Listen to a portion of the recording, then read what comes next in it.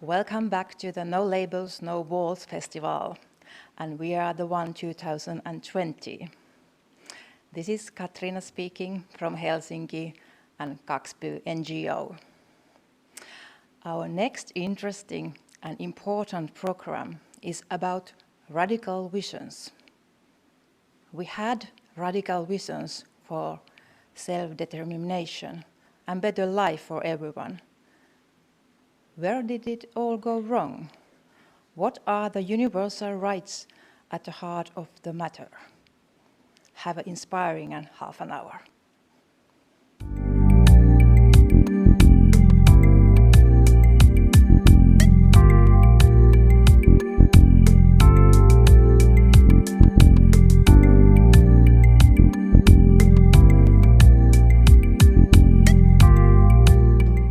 Thank you for joining us for our film today. This is John Dalrymple. And this is Francis Brown. And together we are Radical Visions. And this is Radical Visions Revisited. It was 2017 that we decided to set up, in fact we did set up Radical Visions almost 3 years ago. Yeah. And I think that was the reason behind that was we wanted to kind of run with lots of the ideas that we had been working on together for many years, 25 years, which had seemed radical at the time, perhaps. I think they were radical at the time in many ways, but absolutely should be routine now. So, what are these ideas that were radical back in 1990 and for some reason remain radical in 2020? Yeah, well, I think we met way back then in the work we're doing to close institutions and end institutional living, and within that the belief that everybody should have their own home and have the right to live in their own home in the community. So that's fundamental. Yeah. I think we were also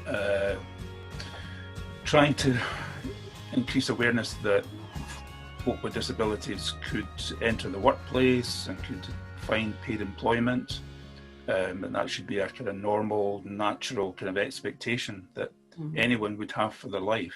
Yeah. And maybe based on a foundation of education and learning, whether that was vocational or otherwise. And again, the kind of thing that maybe people didn't get the chance to have.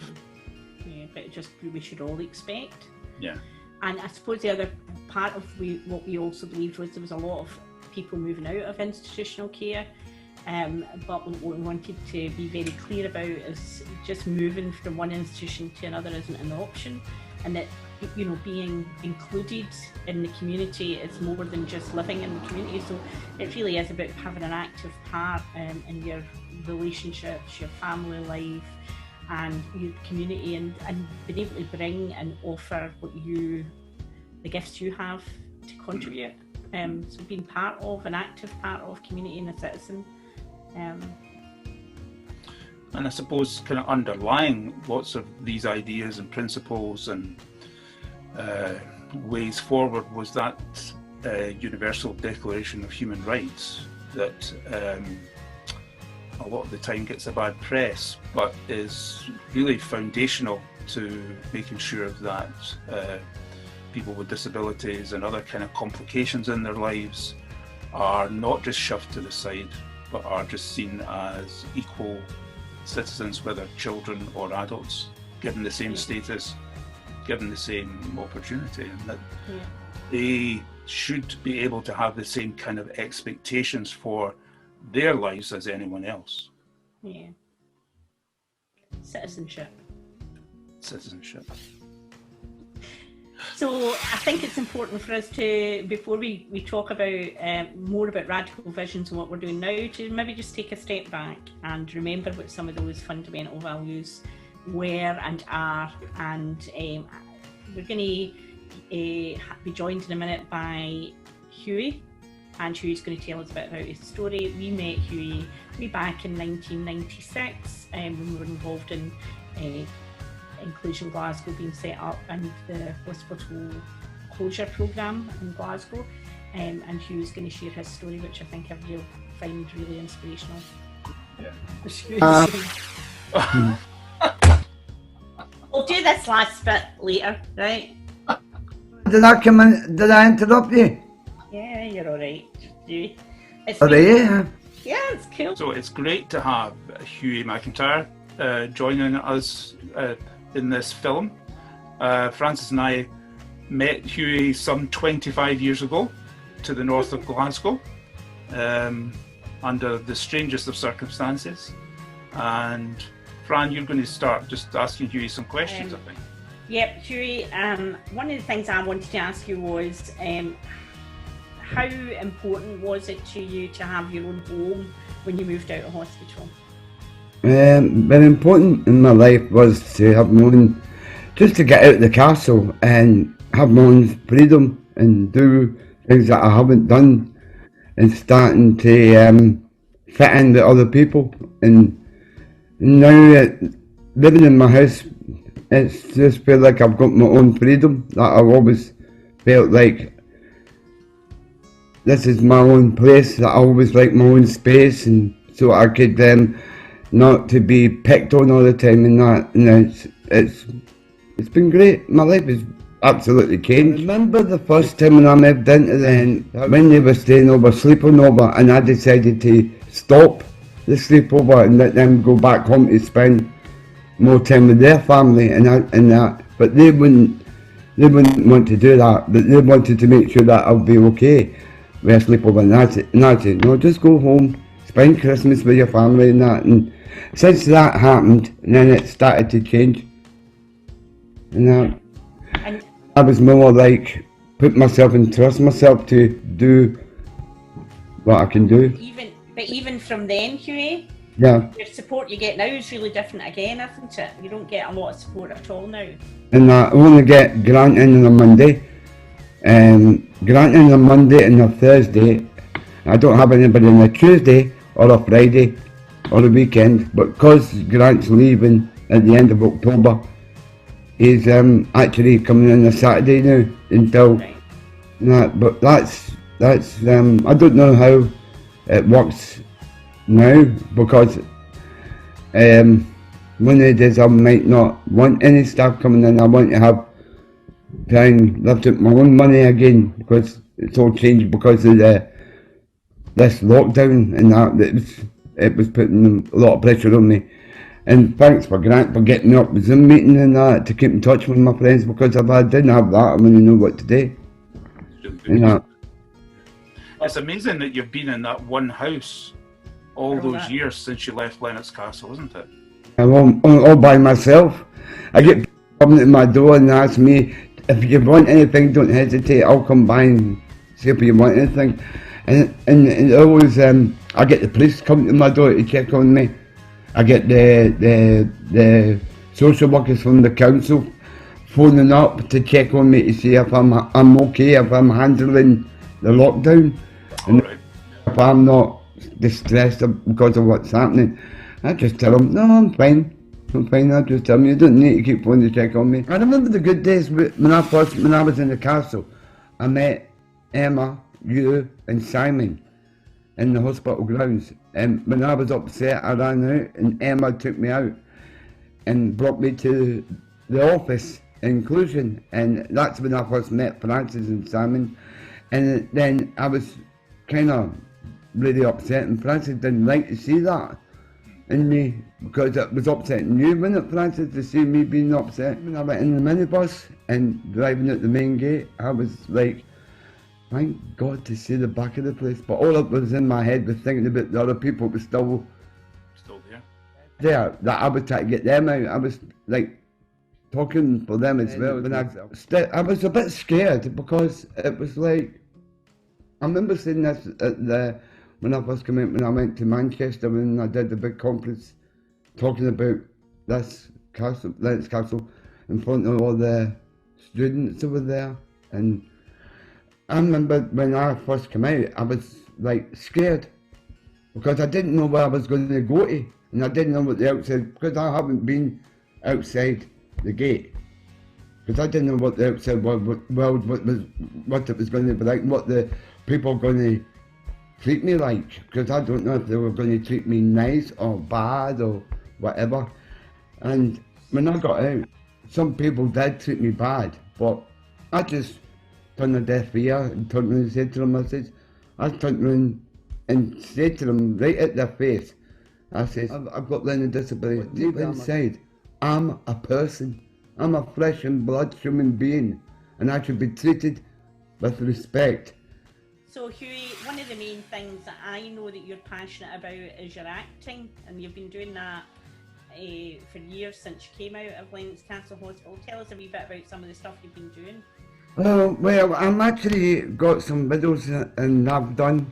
Well, my first thing that I did was a story on the Citizen Theatre's Ghost, and it's about the ghost in that in the Citizen Theatre. And when I first started my acting was with Rachel, and I was telling Rachel about the Sunny Dunny in the castle, and we started to do a wee Sunny Dunny. with the idea. Shoots, we take photographs and start using photos, and we started to do that, and I was the evil sorcerer holding the key. We want to ask you what you still want to achieve. What things do you still want to do that you haven't managed to achieve yet in life? What's your dreams? My dream is get settled down and get married and have kids. I could have some kids to follow my footsteps. And I proved the castle wrong. I proved the castle right that I wasn't coming back. So I was glad to say to them, man, you're better than that. And then all of a sudden, you'll be back in the castle. And I'm going, no, I won't. No, I don't want to share a house with anybody else. No, I know. I just don't want, I want to know how to handle it. Because it'll make me think about the castle. Yeah. And that. Because I don't want to share my house. But what I was saying before, if anybody is sharing a house that doesn't go on well with people, don't let them walk over you. You stand up for yourself and say to yourself, be strong with it, and don't let anybody tell you what to do. Yeah, we would say that people shouldn't have to. Yeah, no, some people have got to speak up for themselves, but some people don't have anything like that. There's people in wheelchairs, people that can't talk. You've got to speak up for the ones that can't speak up for themselves. And I'm saying as the people it's come out of Lennox Castle, and people with learning disability, young or wee kids or old kids, don't let them boss you about.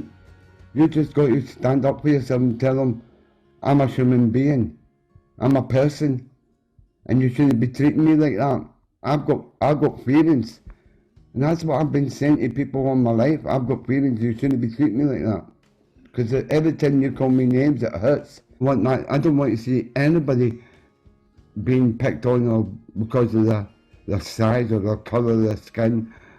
They need somebody who can speak up for them. And I could be that man. I could be that guardian. So you have to wonder why it is that 30 years on, these ideas about how life might be for folks is still so difficult, so radical. Yeah.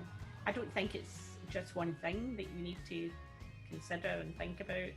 But I do think one of the things might be that people are still not valued as whole citizens, and sometimes that people wouldn't acknowledge that or feel that. And the system seems to have a way of just rebooting itself as well, no matter what transformation, because there are considerable changes that have happened in that 25 years, and we'll talk about the legislation for support, self-directed support in a minute, but it finds a way of just continuing to regain control, and that's one of the big difficulties, I think, is unpicking the system. So I suppose it's really worth reminding ourselves that in Scotland at the moment we have a big opportunity to do things differently. We do have the self-directed support legislation and the statutory guidance that backs it up, and if you take those two things together, I think they create and provide a really good, strong platform for putting some of these radical ideas into practice alongside people. Yeah, and I mean, I think it's something that we should absolutely be celebrating. I don't think that the legislation itself offers so much opportunity. We've got the 4 options, and obviously we've got some real creativity within the new 4 options that people can use, lots of flexibility. Yep. And we also know that people can really achieve some amazing things when they get the opportunity to use self-directed support in the right way. As we'll see in this film. So, having had the opportunity there to hear Huey talk about his life, and having talked a wee bit earlier on about the legislation, what we've got in place now to make self-directed support a reality for everybody, what we were finding was that there was a considerable gap between that legislation, what was possible and what was actually happening. And we were working with more and more people who were coming to us looking for help, and it wasn't just advocacy, and it was very much solutions and ways to navigate the system, and support to navigate the system. So, as a way forward with this, we thought that it would be good to get together with some colleagues who could help us build the kind of solutions that people need when they're looking for advocacy, they're looking for some help with planning, they're looking for other bits of support that might be legal. And out of that emerged Advocacy Plus. And joining us now, we have Keith Etherington from Ed Control Scotland and Dion McCabe from Civil Rights First. It was a reaction to what we'd started doing, really, wasn't it? We were actually in the process of working with people, and that's what they needed. And so we developed that way of working, and then I think Advocacy Plus became the description of that way of working alongside people, but being very solution focused and not just kind of one or the other, doing planning or helping somebody think about what they wanted, but actually being able to advocate alongside them as well. Sometimes the advocacy bit can lead you down a negative path, and I know that's true for me. I can get kind of hung up on the assertion of people's rights and get into a bit of a fight around things. And I think sometimes there is a place for that, but if you're not bringing it back to something that's useful. I think it is that effective advocacy, but it's actually more than advocacy as well, which is why I think it's Advocacy Plus, because I think it came from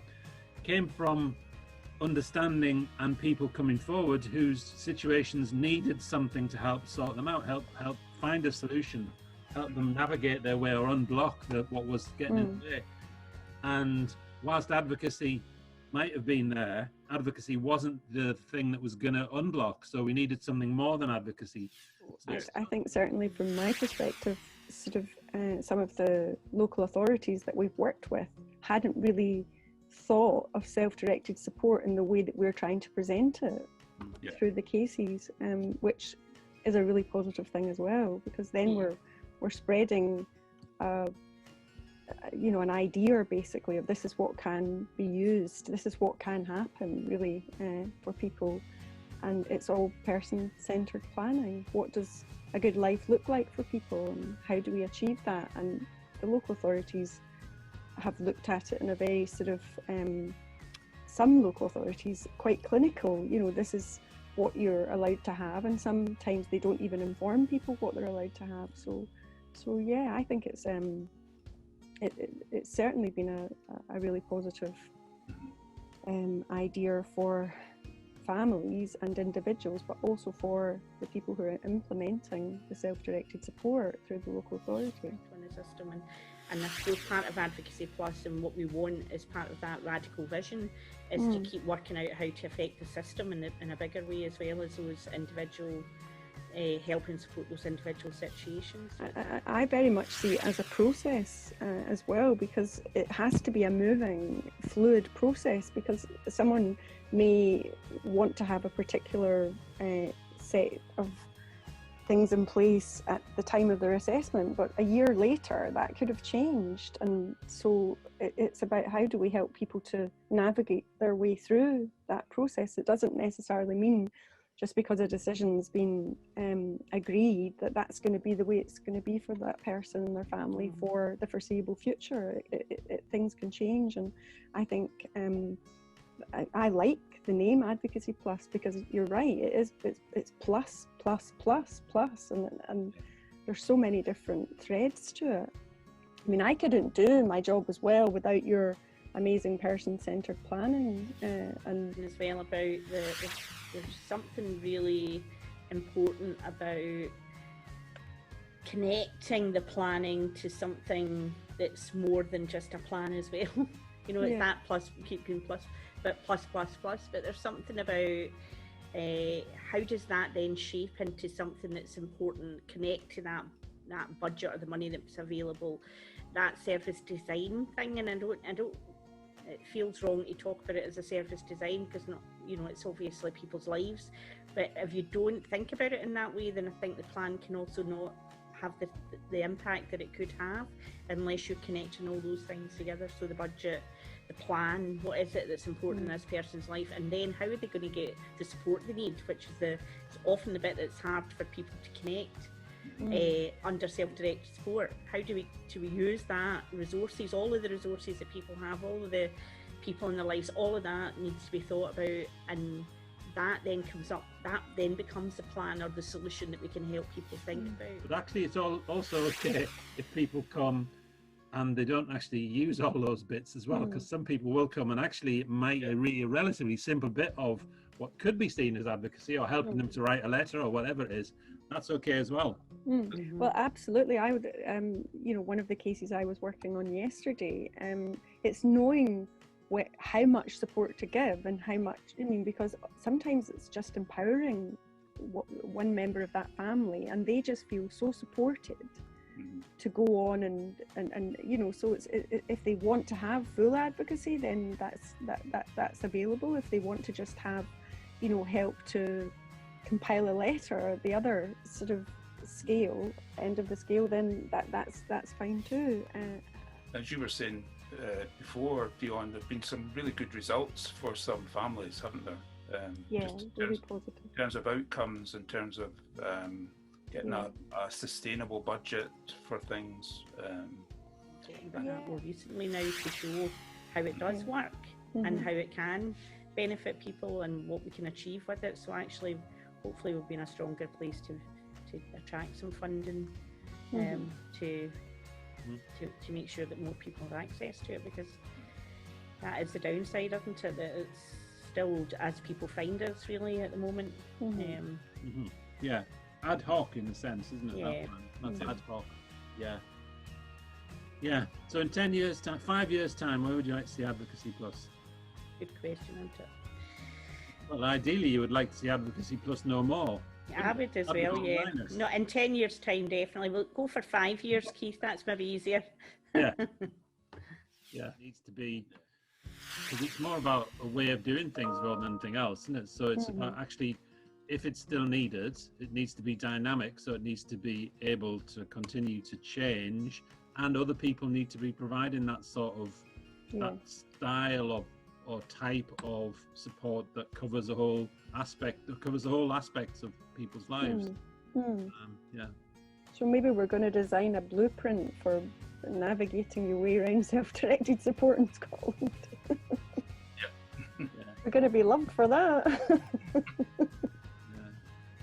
would be, if it worked, it would be fantastic, wouldn't it? I think we have done that, haven't we? Let's be honest. I think if you think about the work that we've done, that's exactly, I think you've hit the nail on the head, Dion. We have got a blueprint that works. It's about how do you scale that up while we need to. So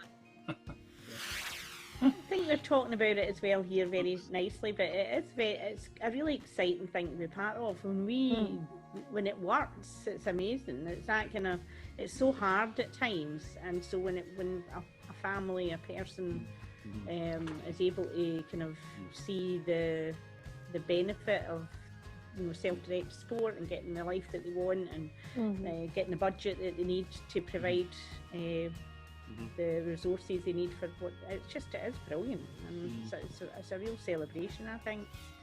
So having heard a bit about Advocacy Plus and what it is, what we thought would be really helpful now is to just see it in action and hear a real story from a real family. This story, I think, is one that just demonstrates how positive Advocacy Plus can be when everybody's working together and all the different organisations are working together. So we're just about to meet Anne and Robert Haddle, who's going to talk about their daughter Jane. Robert and Anne, thank you very much indeed for taking part in this recording this afternoon. I'm really interested to begin with just about what sort of help you were needing when you first tried to get in touch with Radical Visions. You start. We had been involved in a project with Social Work Department and the local health board to look at planning ahead for the future and looking at providing provision for Jennifer and some friends to live independently in the community. We started in 2005 and it was getting on to 2019 and we hadn't really made much progress. So what happened was a house came up for sale in our street and we went to have a look at it and we thought, yeah, this would be suitable for Jennifer. So we thought, we're getting older and we're having health problems, so we thought, right, luckily enough we had saved up money. This was for our wonderful retirement. So we used that to buy the house for Jennifer. Right. So we did that and we thought, well, the authorities will be pleased, we've got a house. All they need to do now is provide a care package. Yeah. And we thought that would be quite an easy thing to do, but it turned out it wasn't. So what happened next then?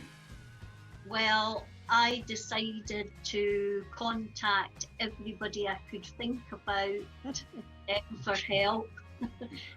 Wrote to Nicola Sturgeon, MSPs, local councillors, organisations like Enable, Mental Welfare Commission, and the local SDS. And then eventually we got in touch with In Control Scotland. And one of the first things that I'd met Daniel, obviously, who was a social worker, and I also asked them to identify a budget for you. Do you remember that? When we started having conversations and started doing some planning and finding out a lot about Jane, obviously, but we asked them to do that, which was really, really helpful because they did it, and then it meant that we knew really clearly what the amount of money was in terms of being available for them. The budget then was really the amount of money already being spent on Jennifer. No, they added money onto the budget that they were prepared to pay. Right. So there was a negotiation to be had. Yes. But what we were saying is, if you probably know what you're prepared to pay. Right. And if you could tell us that up front. Yes.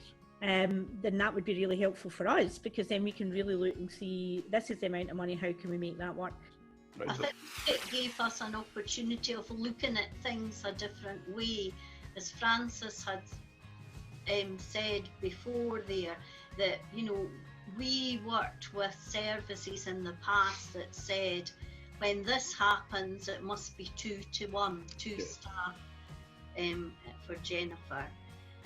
And Francis looked at other ways of, it made you rethink, do we really need two staff?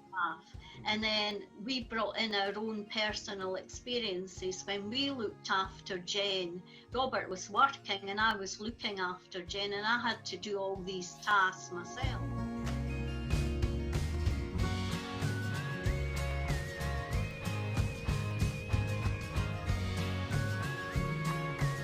Yeah.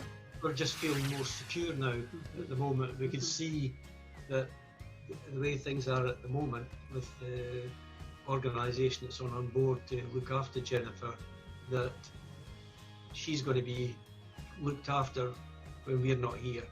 And it looks like we may get our wish that she'll be safe That and she'll be safe and happy happy. and have a good quality of care and a good life, Yeah. you know, when we're not here.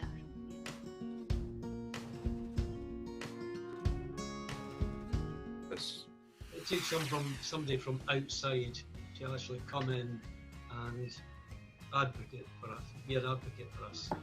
Advocacy really was the prime mover.